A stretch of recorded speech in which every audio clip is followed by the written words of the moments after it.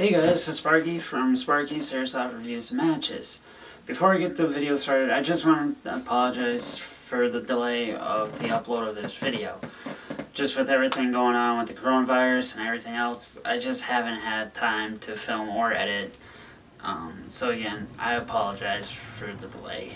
But with that being said, today's video is going to be another unboxing and review of my newest AEG. The G&G Armaments CM18 MOD1. Now, a little side note before I get started: there are two different versions of the the CM18. There's the MOD1, which is what I'm about to review, and then there's the MOD1 DST. There's not really any difference. It's the same gun, shoots the same, comes with same stuff. The only difference is going to be the color scheme. The MOD1 is the body is going to be black, where in the buttstock, pistol grip, mag, rail covers, and iron sights are going to be tan. Now the DST, which I'm pretty sure stands for desert, don't quote me on that, I haven't done my research to confirm it, but the DST is going to be vice versa color scheme. Instead of the body being black and everything else tan, the body is going to be tan with everything else being black. Again, I am reviewing the MOD1, not the DST. So with that being said, let's take a look at the box. Now the box isn't anything too fancy, just a matte green background. Has the G&G Armaments logo, picture of the rifle, and a couple of its specs. Flip the box over, you're going to see an explanation of G&G Armaments history in the playing field. So let's open the box and see what it comes with. So just like every other airsoft rifle that you get, you're going to get a operator's manual. Then as an added bonus, G&G likes to put in their gun catalog, so you're going to get that. You're also going to get the rifle's cleaning rod, 120 round mid-cap M4 magazine, 4 rail coverings, and then you're going to get the gun itself. Now I wasn't lucky enough to get another battery pack like I did last time, mostly because I went through Airsoft Station instead of a private vendor like my CM18. For those of you who do not know, G&G Armaments does not put battery packs or battery chargers with their guns. You have to buy them separately. No big deal. They're fairly cheap. You can find them on Amazon, eBay for like 20, 30 bucks. And that's including the batteries and the chargers too. For me, I don't really care. I have like 5 or 6 with 3, 4 different chargers, so I'm not worried at all. I don't really care at all if it comes with the batteries or not. Alright, so now taking the MOD1 out of the box. I know I said this in my previous video, but it's the most obvious first thing you're going to notice is the weight. The MOD1 does weigh about 4.5 pounds, and that is due to the polymer railing system and polymer receiver.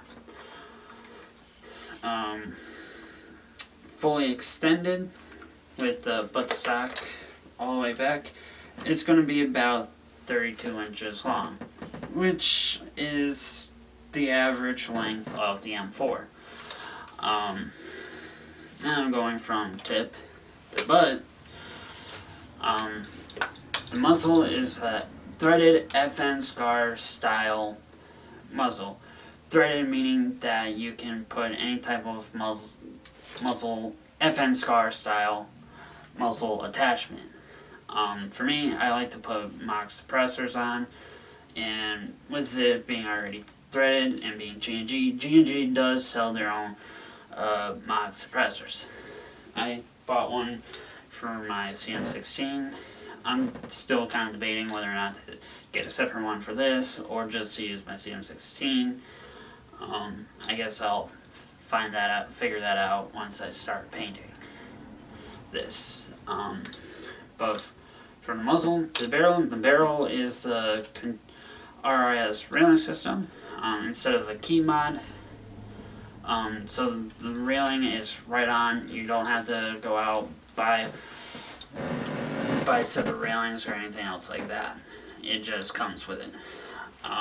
The top railing is a continuous railing, which means you can attach any scopes, any sights that you want to put on it, along with any other type of attachments that you want with it.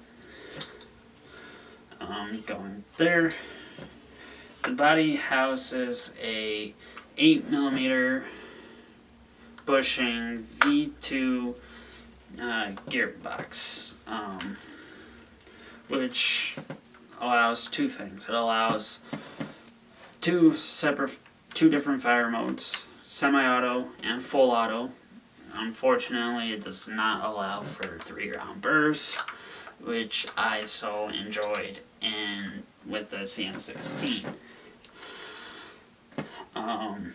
It also allows it to shoot up 350 to 375 feet per second as a muzzle velocity. Now, it's not an impressive muzzle velocity, however, it is an average muzzle velocity for all the M4's AEGs that I've had. Again, not too impressive, but it's average, so I can't complain. It also does have a hop-up system. In order to do that, you just pull back the charging handle, dust cover will come off, and there is a little, I don't think you can see it. Yeah, you can't see it, but there's a little green dial in there. You just turn that to adjust just the hop up, if it's shooting up, you would adjust to shoot down. If it's shooting downwards, you would adjust it up to have it shoot straight. And then the pistol grip is a ergonomic pistol grip. Yeah, so that's the body, and the buttstock is a crane style buttstock, which also houses, it's an adjustable crane style buttstock. My bad. It also houses the 9.6 volt battery, I think it is. Yeah, small butterfly battery. In order to get to it, you just pop off the padding, take this little piece off, and plug is in there. I don't think you can see the lighting isn't good enough, but you just plug it in, plug the battery in, and put it back together.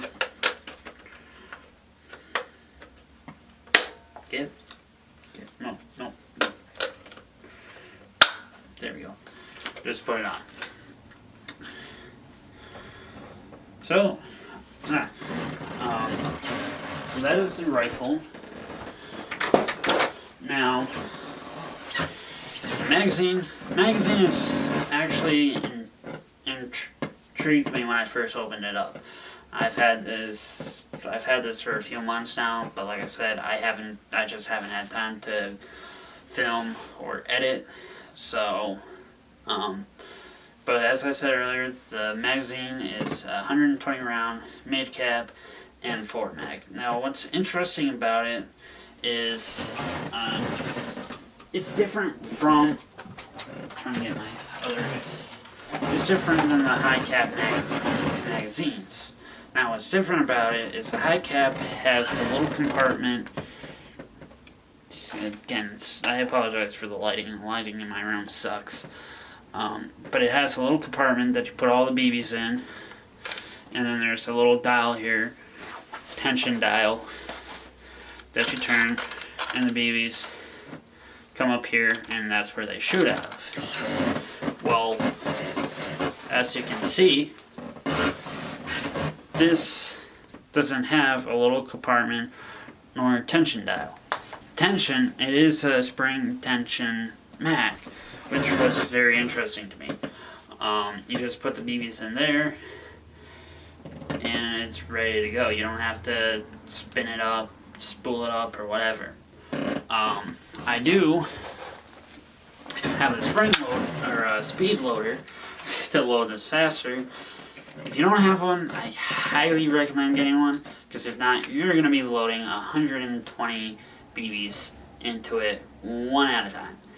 And if you screw up where the BB slides out, the little spring will pop out, and you'll be playing a 120 round pickup. So get you one of these. It makes life so much easier. But yeah, so I am very interested to see how well this works. With that being said, let's take it outside and let's see how she shoots.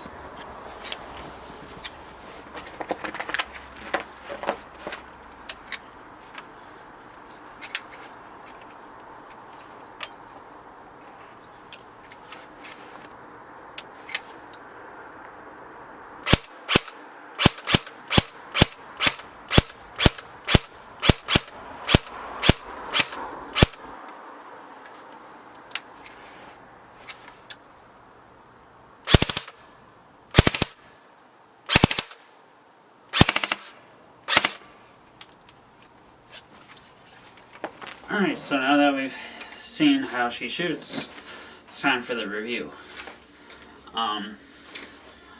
So, first off, I'm going to go over what I liked about it, and then I'll go over what I didn't like, give it a review, and then I'll sign off.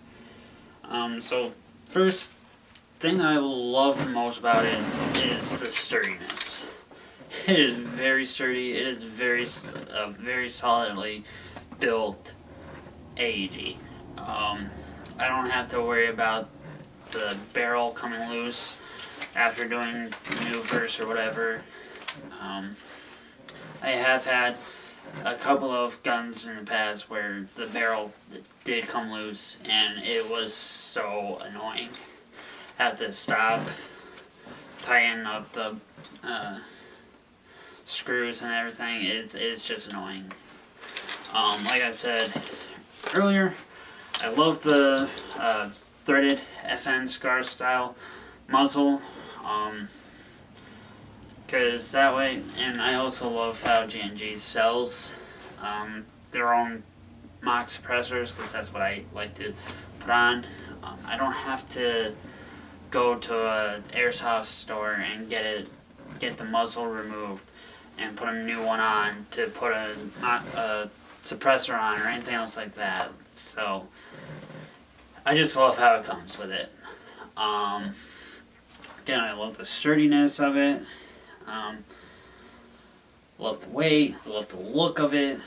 I did like the magazine, because with the mid cap, you're shooting all 120 rounds, whereas the high cap, you're only going to be you're only going to be shooting at around 270. You have to have at least 30 rounds in to be able to shoot a high cap.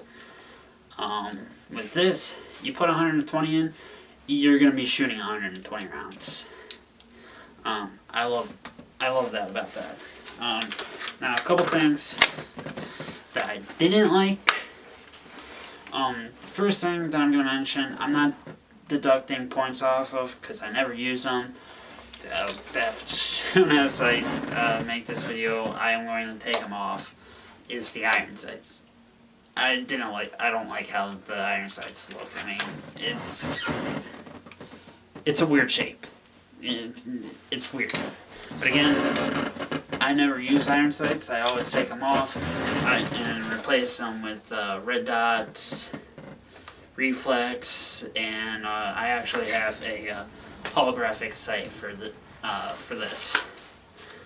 So not a big deal. Not gonna take points off of it. Something that I am gonna take points off of though is the mag. It's the mag release. It's not a free-falling mag release. Free-falling means that you press the mag release button, the mag just drops.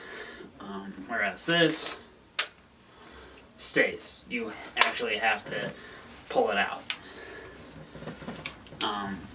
It's not a huge thing. I mean, it is what it is. But I'm just so used to having a free fall that it's gonna have to get used to not having to actually physically pull it out. Another thing that I didn't like, that I am definitely taking points off of, is pistol grip.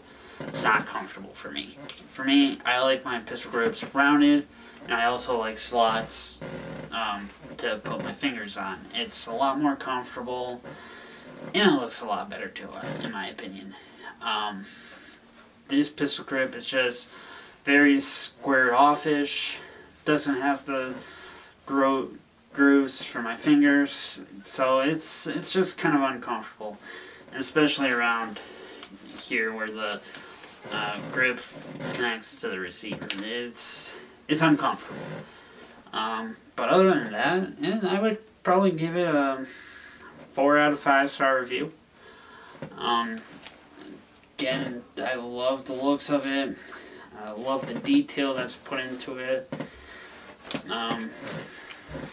Love how she fires. I definitely love the mid-cap magazine. That's definitely one of my favorites. But yeah, again, I'll give it a 4 out of 5 star review. So have fun, stay safe, stay frosty, and this is Sparky, signing out. Now that you want it, now that you need it, I'm too